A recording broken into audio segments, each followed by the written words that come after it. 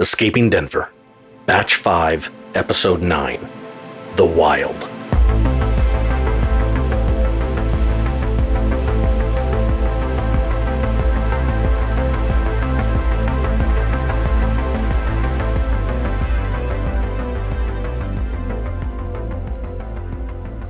She is back! Whew. I know I'm not alone in how happy that made me. Whatever comes next, Noah and Sara will be facing it together. They started 20 feet from one another, and they should definitely finish this, whatever this is, the same way. And were those horse hooves I heard? What an entrance! But where did Sara come from? How did she get back to Noah? Where did she find a horse? For those answers, we gotta go back to almost 2 days earlier. I don't know if you got the messages from that glow-in-the-dark cabin with the Sphinx, but I'm too tired to backtrack and repeat it all. Short story is, we met the final guardian, and it gave me the chance to avoid certain death, and I took it. And I don't feel bad about the choice I had to make, because I had to make it, and Noah understands. He gets it. Who could actively choose death when life is also an offer on the table? Surviving this was the whole point of everything we've gone through. He knows that. It wasn't even a choice, really. Of course I had to choose life. Then why do I feel so shitty? It's not like I left him for death. I mean, he was totally going to pass the Sphinx's test, which is more than I can say about myself. Sure, he's going to face off against the collective, but that was never going to be in the cards for me. He was always going to have to take them on without me. It's just that this way, I get to live. The Sphinx walked me to the far end of the glow-in-the-dark cavern. The place was huge. It took over 2 hours to get to the end, and when we reached it, I couldn't see it. She kept saying it was right in front of me, but try as I might, I couldn't see it. It was a trick of the eye. There is a passageway that leads to this shaft, but you could only see it at the right angle. I mean, otherwise it just looked like a flat wall in behind a bunch of stalagmites and tights. Couldn't even hear or feel a breeze, which has always been the telltale sign of a shaft. And what a shaft this one is. Looks nothing like the other shafts so far. This one is easily 200 feet across, and so far, no ladders or stairs. Just a ramp that gently spirals up the outer wall, like I'm walking on the inside treads of a gigantic nut. You know, like a nut from a nut and bolt.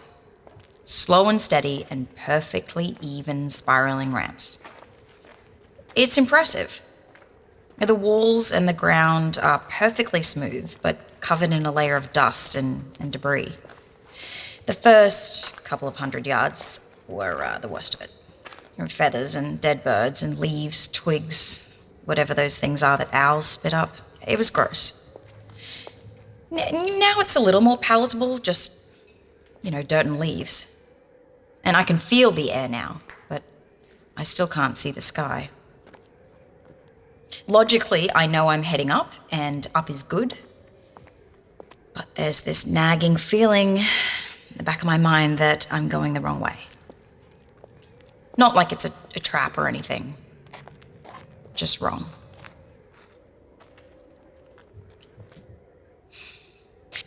The Sphinx told me something pretty messed up.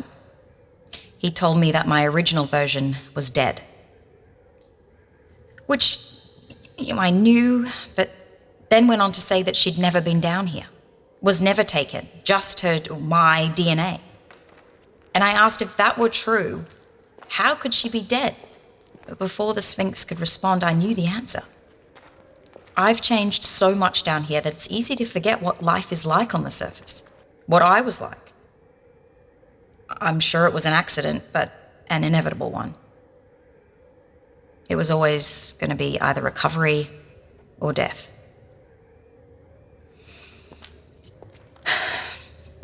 All the more reason I need to live. I'm the last Sara.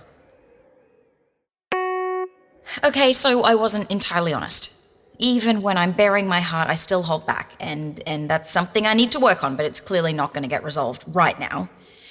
Right now, I have a decision to make, and it could be my last decision, or it could be the first in a series of could be my last decisions. Me or him. It's really what it comes down to. I didn't tell you everything the Sphinx told me. Yes, it told me that I was dead, the real me, which was a shocker, but with time, totally makes sense. That's besides the point, though. The point is, I lied. Through omission, but only because I didn't want you to think I was any more of a monster than you already do. But then I realized I'd rather you get the full picture of who I am and who I want to be, you know? I've made so much fucking progress and nobody will ever know. Not my friends, my family, the people who said I couldn't change, the people I was proving right when I likely overdosed. You're addicted. Yeah, I think that's the point of cigarettes. But coming out to smoke another half cigarette Would seem insane to someone not addicted. I get it. You gonna keep watching? I'm watching. You know, there are spaces you are allowed to smoke in here. Yeah, have you ever been in one of the smoking rooms? It's not the stink you can't get out of your clothes. It's the sadness. There's like a bingo hall in there. Can't be that bad. Oh, it's worse. It's a stone box with a huge exhaust fan above it. They don't even have anywhere to sit, so it's just a bunch of nicotine zombies standing in silence. Feels like this place is giving you a good excuse to quit. This place is the reason I smoke. 6 months in an anthill of secrets would be hard enough for the deaths. You saw the body bags. I saw 3. 3 is a lot. What would be killing anything now? And with what Hawkins said. What did Hawkins say? You didn't hear? Hawkins was part of a hit squad and went after an employee, man. Well, they wouldn't make us go after our own, would they? Hell if I know. Hawkins don't boast though, so if he's saying it... I need to hear it from him. Careful. Asking questions is a hell of a lot more dangerous than sneaking cigarettes. Well, what do you want me to do? You planted the seed in my head. I didn't want to know this shit, dude. You don't need to bother Hawkins with this. I saw his boots, and he had hay in them. Only one place I know with hay. Shit. That's on this level. Think we can check it out? If it'll stop you from running around playing with Poirot, let's go. Ooh. I used to smoke. Weird how cigarettes were my go-to when stressed, and now the smell makes me a little ill. Coping mechanism? Yeah, I don't know. But I'm thankful to those little death sticks. If those morons weren't addicted, I might have kept climbing. But now, maybe I needed the reminder that there are other options. Like I told you before, I lied through omission. The Sphinx and I had a long walk and an equally long chat. She spoke in riddles, talked about events in the past as though they were present. It was unnerving. Like she knew all the secrets with zero desire to share. It was on this walk that I expressed that I was sad to leave Noah, which was and is the truth, but she called me on it. Told me that if I really wanted to save Noah, more than just empty words, that there was still a chance. Of course, when dealing with deities in the dark, there's always a catch. She said that I might be able to save Noah, but in altering my path, I would never be able to ascend out of this place. I mean, guilt much? I chose life over certain death, and now she's telling me I can maybe save Noah, but I'm back to certain death. And I shouldnbént feel guilty, because it's animal nature to want to stay alive, and I'm not bad for adhering to ancient instincts. Am I? Fuck, I am, aren't I? Yeah, because Noah wouldn't sit here questioning any of this. That idiot would be already running back towards me. The thing is, the Sphinx didn't tell me how I could save him. Didn't give me a plan or anything, just said that I could save him. And that I can't do it alone. Which I am. Woefully alone. Every ally we've ever made is dead, and one of the last few I knew, the herald who looks after the unicorns, sounds like he was taken down too. It's the only space I can think of with hay, and you heard the soldiers. A kill squad went after their own staff. I don't know what to do. I know what I want to do. I want to live. I want to grow old and boring and get a piece of that happiness everyone seems to be going on about. And while freedom is where that starts, I don't think I'll ever get what I want if I have to carry this guilt. Catch-22. I'm dead either way. Might as well save the idiot. Of course Sara is going back for Noah. I'd say it's a flaw in her DNA, but this isn't a flaw, is it? I think Noah represents something to Sara.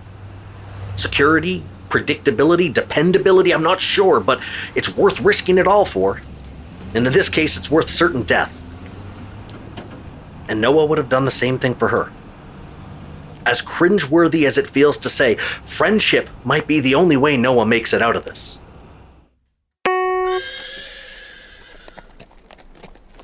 The soldiers were right. They killed him. Killed the Herald. I didn't even know his real name. Just a stupid title in a stupid cult. All of which is pretty irrelevant at this point because they're all dead. Once I decided what I was going to do, I ripped it up the ramp and down the hallway the smoking soldiers left down. Did I know where I was going? Not at all. But I just walked with purpose, like I had places to be. People actively got out of my way, like avoided eye contact. A soldier even called me ma'am. It was like they were scared of me. Of course, they were scared of me. Harper was a known monster, and maybe the news of her death hasn't reached everyone. I keep forgetting I look like the bad guy. Here I was thinking I'd filled the world with a fast walking pace and a resting bitch face, when really it's because I look like a psychopath. Anyway, I found the smoking soldiers and followed them here. You know, they weren't exactly stealthy. Looked like a couple of boys with a nudie mag, all nervous and clearly up to something. And then it was just a matter of waiting for them to clear out, and in I popped. No body, but definitely a blood stain. Huge stain. Also signs that he fought back, which kind of makes me happy. I was worried he didn't have any of that left in him. There were clearly another couple of bodies that bled enough to make large stains, and if they survived, I'd be surprised. But the bodies are gone, furniture uprighted. I doubt they dug the slugs out of the walls, but they cleaned up a bit. Maybe to hide what they did? Maybe to hide what they lost trying. Never can tell the motives of these bastards. Did a piss-poor job of it, though. Sure, they mopped up a bit, but the room still stinks of blood. You can taste it. They cleaned up in a hurry and clearly haven't been back. The animals. Shit. The whole reason he didn't want to hide, why he refused, his animals. Just had to take care of them. And who knows how long ago they killed him.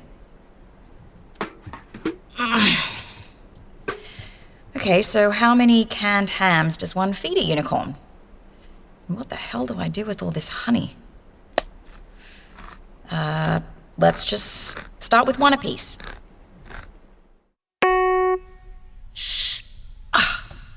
16. 16 splinters. And I'm not talking grab the tweezers splinters. These were like pulling toothpicks out of my hands and arms.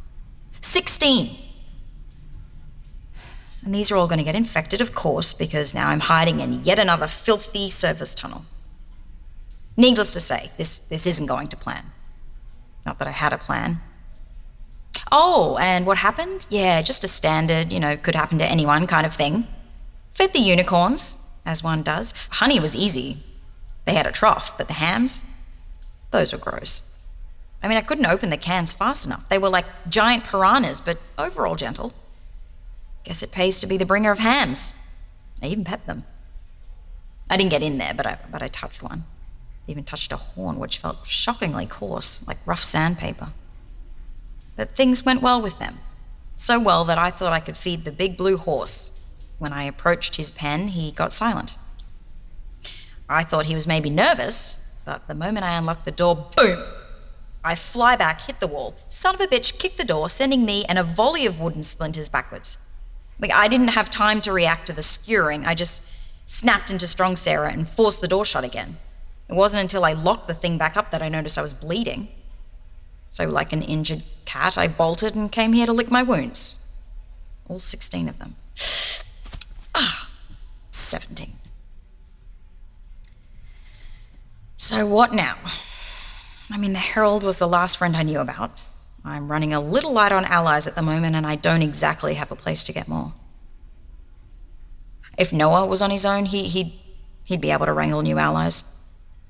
Everyone warms to him so quickly, but me, I'm a bit of a slow burn. I'm on my own, so I better at least see what I've been carrying. Between mine and Noah's bags, there's got to be something that can help me. That idiot. We're running for our lives, and Noah was hauling around the samurai armor this whole time. Not all of it, mind you, just the shoulder thingies, but still. What a ridiculously specific area to want to protect. Considering we're most likely to be shot at and not swung at by swords. And even then, these things are ancient. Why would he waste the energy required to lug these around?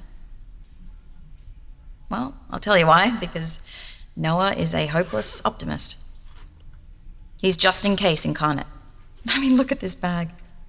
Change of socks, a shirt, easily a week's worth of food. He kept the razor? We think we're facing certain death, and he thinks he might need to shave again. That's optimism. I only buy 3 bananas at a time in case I don't make it until the end of the week, and Noah plans for what to do in case he survives certain death. We are fundamentally different. And where's the useful stuff? He even kept the last magnet. Strong as it is, the robot isn't even metal anymore and arguably on our side now. Knife? Sure, better than nothing, and that is it. I don't know what I was expecting to find that would tip the scales in our favor. The Sphinx said I could save Noah, but not that we'd win. How could we? There's an army marching down as we speak, and I don't see how we can stop them. A cave-in? But no, that would kill Noah too. What we really need is for monsters to pick them off on their way down. Now, that's the only advantage we have. We've seen and dealt with the monsters, but these soldiers, they haven't seen anything beyond babysitting scientists. They're going to have their minds blown. And maybe that's the way in. But how can I use that? I was such an idiot for not seeing it. Searching rooms for a weapon to use, forgetting entirely that we are the weapon. Not just in powers, but in knowledge. It's the one unknown for the collective. They have no idea how much we've learned, what we've learned, how we can use it. We are the unknown. We need... What? What? Were you talking to me? I was not. Oh, it seems like... How about you mind your own business? Sorry. This is exhilarating. Freeing, even. I'm not without fear. That would be madness. I'm just not letting the fear drive me. I've faced fear and won time and time again. Why not now?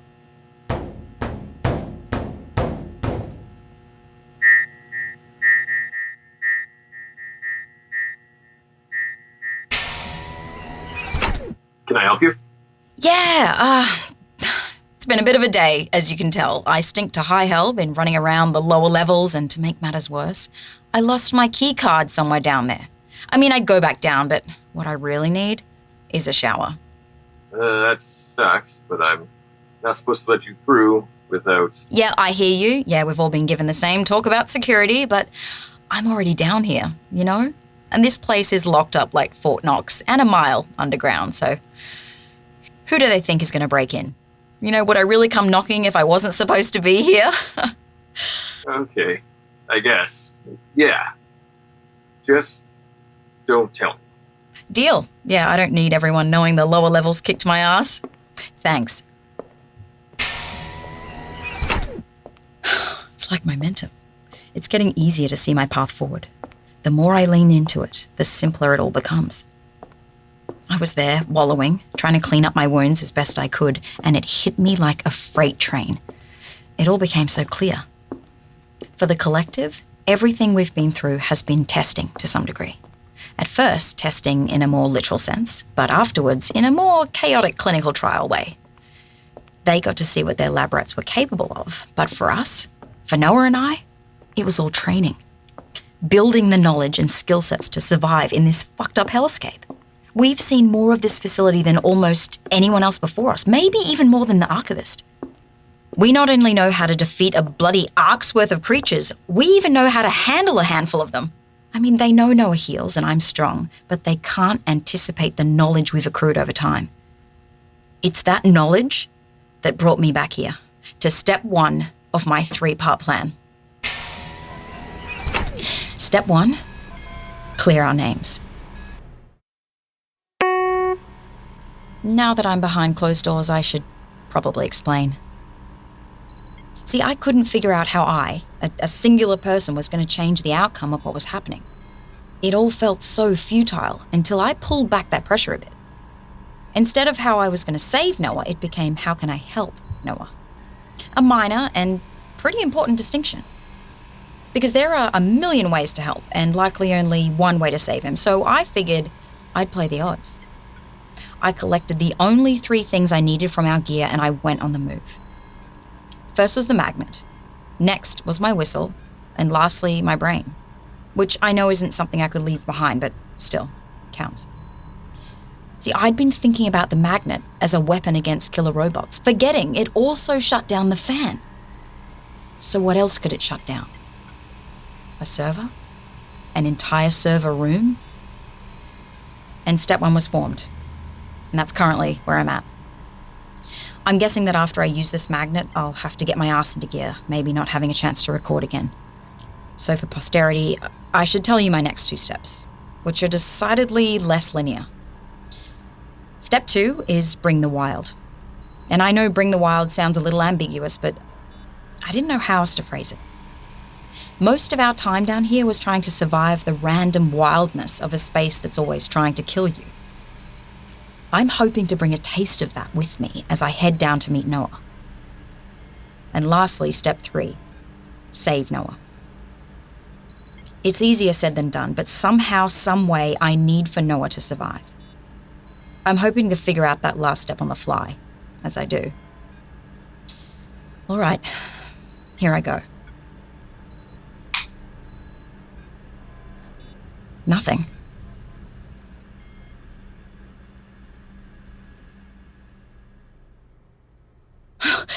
It worked. Right. Let's bring the wild. I may have overextended a bit, but what was I going to do? You know, the room with all the lizard dogs was on my way to the stable. Was I supposed to backtrack? Of course. So I brought them with me, all 20-something of them. They're almost cute when they're not trying to eat you. Here, ham. Okay, that should keep them occupied. I came to get the unicorns, because I figured they could do some damage, but they just took off. Maybe it was the lizard dogs, I don't know, but now they're loose in the facility, and that has its own merits. The levels I've been on have been chaotic. Emergency lighting, people running around. I guess the server room was a bit of a keystone, and without it...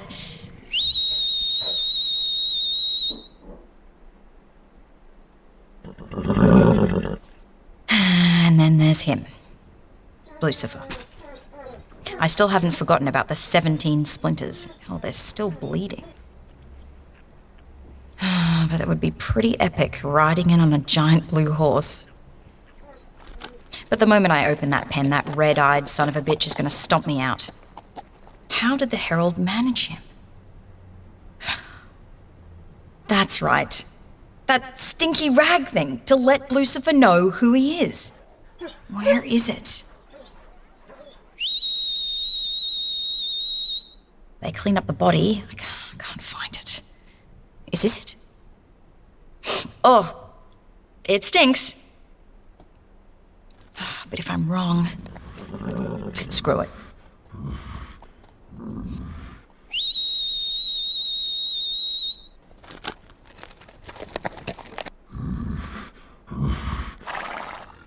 Look, before I open this up and we see what happens, I'm not your enemy. I'm exactly like you.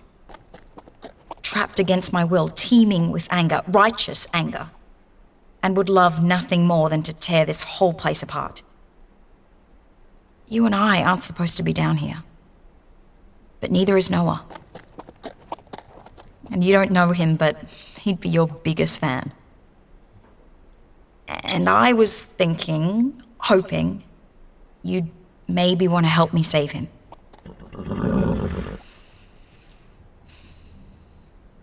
I'm going to open this now. Maybe you help me and maybe you don't. Just please don't kill me. Right. Okay. Okay. Hi. Hi, Lucifer. You ready to bring the wild? Let's go save that idiot.